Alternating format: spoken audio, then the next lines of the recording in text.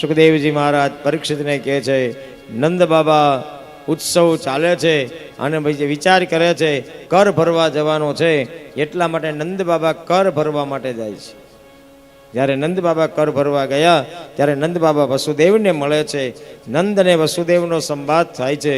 નંદ બાબા વસુદેવજીને કહે છે, અરે તમારે કેટલા બધા સંતાનોને આ કંસે ખલાસ કરી દીધા, તમારી ઉપર બહુ અત્યાચારો કંસે કર્યા છે, તમારી ઉપર બહુ દુઃખ પડ્યા. ત્યારે નંદ બાબાને વસુદેવજી કહે છે, આપે વાર્ષિક કર ભરી લીધો છે, મને મળવા આવ્યા, આપે સહાનુભૂતિ દર્શાવી, એનાથી મને ખૂબ આનંદ થયો.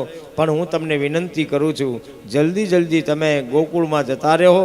જો કંસને ખબર પડી જશે આપ મને મળવા માટે આવ્યા છો તો તમારી ઉપર આપત્તિ આવશે. જલ્દી ગોકુળમાં જાઓ. નંદ બાબા વસુદેવજીને મળી અને ગોકુળમાં આવ્યા. જ્યાં ગોકુળમાં પગ મૂક્યો ત્યાં નંદ બાબાના ઘરે ઘણી બધી ભીડ જામેલી જોઈ.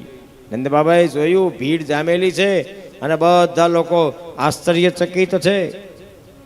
એક વિકરાળ શરીર નંદ બાબાના આંગણમાં પડ્યું છે. નામ એનું પૂતના છે.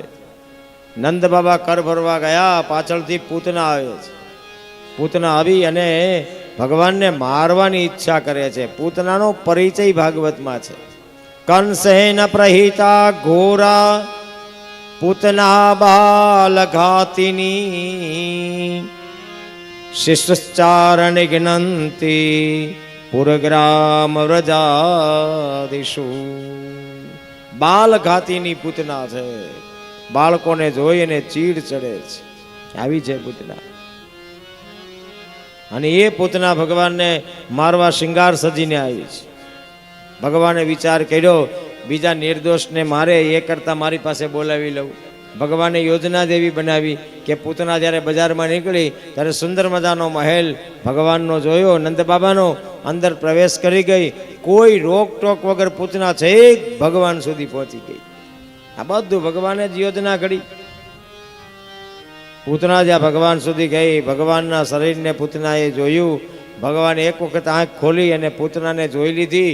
અરે આ રાક્ષસી મને મારવા માટે આવી છે, લાવ જોઉં તો સહી એનું એવું શું પુણ્ય છે કે મારા હાથે એનું મોત લીખ્યું છે. એટલે ભગવાન આંખ બંધ કરી ગયા. પૂતનાને એમ કે લાલો સૂતો છે, ખોળામાં લઉં અને ઝેર પાય અને એને ખલાસ કરી દઉં. જ્યાં ભગવાનને ખોળામાં લીધા અને ભગવાનને ઝેર પાવાની શરૂઆત કરી. ઝેર હતું ત્યાં સુધી વાંધો ન આવ્યો, પણ ઝેર ખતમ થયું અને જ્યારે ભગવાને જીવને ખેંચ્યો ત્યાં પૂતનાના મોઢામાંથી ચીસ સાથે સ્તુતિ નીકળી ગઈ.